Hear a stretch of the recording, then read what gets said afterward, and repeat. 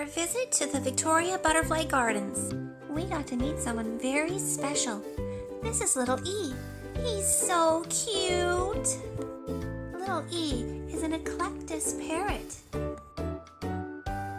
Eclectus parrots are native to the Solomon Islands.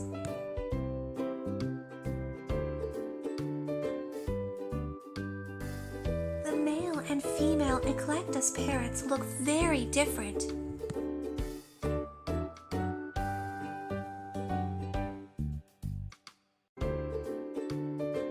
The males are green with red and blue accents and have light-colored beaks. The females are red with purple accents and have a black-colored beak. An Eclectus parrot's diet consists of seeds, fruits, and vegetables. Eclectus parrots are very gentle and social in nature, and Little E loves all the attention he gets from his visitors. You're so cute. Thanks for watching. If you like this video, please like and subscribe.